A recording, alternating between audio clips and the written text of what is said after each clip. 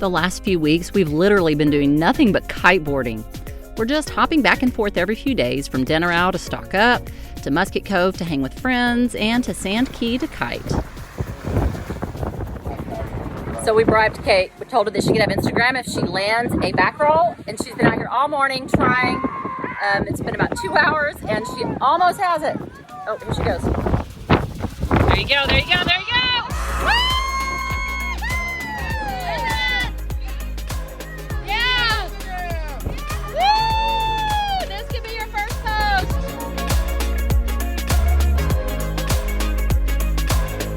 Once Kate learned how to land the back roll, she kept going and going and going.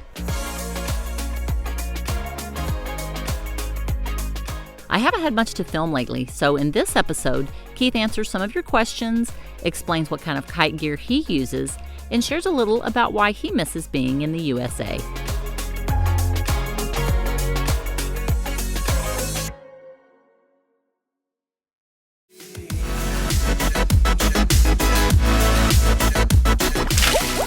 Hey guys, welcome to this week's Q&A. Hope you guys are doing well back there, wherever you're at. We're still in Fiji, sitting at a place we call the Zatara Flats. It's a great kiteboarding spot. It's really called Sand Key, but we call it Zatara Flats because nobody else comes here, and it's just our favorite spot, and so that's what we're doing. Jumping right into the Q&A. First question out of the box is from Still Crazy Chris. Question for Keith: what size of kite and board do you use when kiting? How much weight can you kite and board?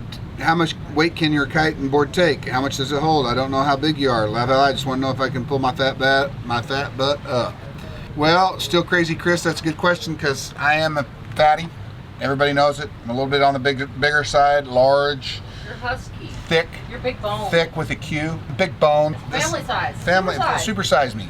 No, Still Crazy Chris, I use my board is 144 centimeter by 47 centimeter, which is a pretty good sized board, which gives me a lot of flotation when I'm slow in the water or coming back to the boat. That's the main reason for that big a board. I think it's trending in the kiting world to go with bigger boards. The kite I use, my go-to kite most of the time, is a 12-meter kite. And all of us, the kids and everybody, we don't really like kiting anymore in less than 20 knots of wind. We like 20 knots of wind, 20 to 25. So basically, my 12-meter kite is my go-to kite. If I get any bigger kite than that, it's the bigger kites get slower. And when I'm doing tricks or kite loops and stuff, I like my kite to come on around. So 12 meters about as I'd like to lose about 50 more pounds. I planned on doing that, and I want to do that. It's just to grind to get it done, but I will get it done eventually. And by the time I'm 70, maybe I get sick or something. Nothing like a good salmonella food poisoning 48-hour tryst to get you going in the right direction. So with that being said, Chris, Still Crazy Chris, I hope that helps out. Moving right along. Okay, the next question comes from Mr. Randy Russell. He says, hey Keith, my family's considering liveaboard cruising, but my wife can get seasick somewhat easily. How many times a year do you have rough conditions like this, and how easily can you avoid them if you choose to stay in Anchorage and try to sell motor in favorable weather? I tell you, Randy, we don't get in weather like that very often. Sometimes we just get tired of sitting on the anchor where we're at, and if we can, motor through 3 or 4 hours and beat into it a little bit, we get to where we're going and get ahead of the things. But most of the time, we try to leave on good conditions, and after a day or so, Renee and them get acclimated. You get acclimated. Some people don't, but most people get acclimated to the sea, and they get over that nauseous feeling and that green feeling. But there are people who stay sick the whole time. And I don't know if your wife is one of those, but you sure want to know that, because it wouldn't be very fun for her, as every time she's on the boat, she's sick. So, Randy, thanks for watching, and thanks for the question. All right, this is a great question. It's from Mr. Thomas Rogers. I know you mentioned being political, and I'm not trying to make this as such, but out of curiosity, given the events occurring in our country as of late, does it make you that much happier to be out and away from it all? Also, do you prefer being out there, which I assume you do, or do you miss the States regularly? Anyway, stay safe, Thomas, thank you so much. Appreciate the question. There is a lot of craziness in the world going on today, especially in the United States and in other places. What I miss and what I feel guilty about is I'm sitting out here and avoiding the fight. A lot of people we cruise with, they're glad to be out here. They're away from all of that. But I I tend to feel guilty because I want to save our country. I want our country to be great. I want to be there to say and educate and say, guys, freedom isn't cheap. It costs. Freedom costs. And the people that died to give us the freedom we have, whether the American Revolution, the wars that we fought, they gave their lives to give us the freedom we have. And now I feel like freedoms are being encroached on by big government, by corrupt politicians, by ideologies that don't mix well. So I feel guilty, like I need to be back there doing something positive to really get, it's like, I don't know if that makes sense, but I feel guilty about that. Do I miss being back in the States just because I want to be in the States? I miss my family. I miss my grandbaby and my 2 daughters back there and my son in love. I miss my brother and my family, obviously, my mom and dad. But I like being out here on the water, and this is a time for us to be out here, that's for sure. Thomas Rogers, thanks for watching the show. Great question. I know it went on a little bit, but thank you very much. Here's a good one from Nola Bourne. Nola, thanks for watching the show. How does the driving thing work as far as licenses and insurance? I see everyone selling vehicles, borrowing cars, renting cars everywhere they go. Does your license and insurance just carry over anywhere? I hope that's not a stupid question. It is not a stupid question. So we've ran into places in Europe, rental car places, that require you to have an international driver's license, which I think in America you can get from AAA. That lasts for 1 year. They want you to have that before they'll rent to you. Most places, though, will rent you a car based on your American driver's license or whatever driver's license, whether it's European, no matter what it is, they'll rent you a car based on that.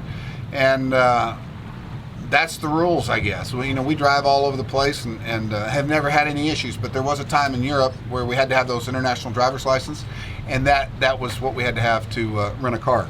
So if you're going to be in Europe, make sure you've got an international driver's license, because a lot of times you can't rent a car without that. Nola Bourne, thank you so much, and great question. Moving right along. Okay, next question is from Mr. Buzz Sargent. Mr. Buzz Sargent, thanks for watching the show.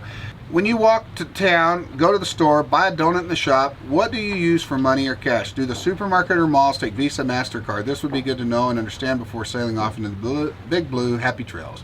Well, Mr. Buzz Sargent, great question. Yeah, most people take credit cards.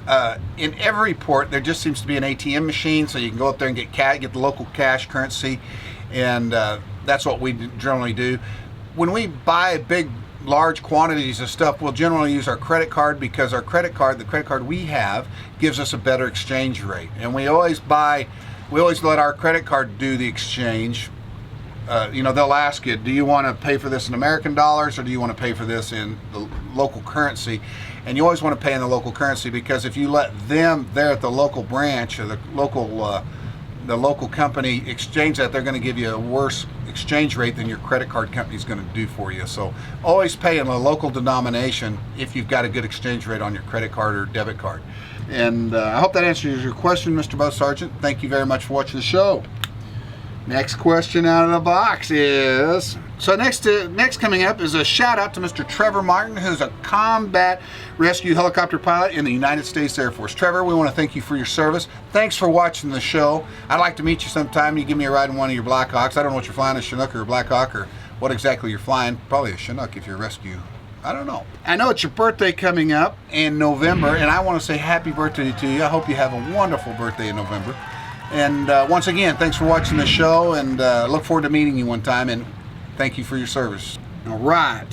That, guys, I think, maybe. Okay. I got one more question coming up. It's from Solvang Circus. Solvang Circus asks, what's the plus and minus of a mooring ball compared to an anchor? Well, that's a great question. We don't very rarely get on mooring balls. We do every once in a while, because it's easy and convenient. But the reality is that we like to be on anchor, because we know our anchor gear, we know our anchor tackle, we know it's solid, we know it's not going to break. When you get on a mooring ball, you don't know how well it's attached to the seafloor. You don't know how good the lines are, and so you should always dive on a mooring ball and check how good it is. Make sure it can hold your boat, because you'd hate to be wake up and floating across a marina or floating across a bay when you thought a mooring ball was going to hold. Mooring balls are very convenient, and there's nothing wrong with them, but always dive on those mooring balls. Make sure you're in good shape. Solvang Circus, thank you for watching. And this concludes our Q&A this week. If you like what you're seeing, click the subscribe button. And once again, guys, I look forward to seeing you guys out there on the water.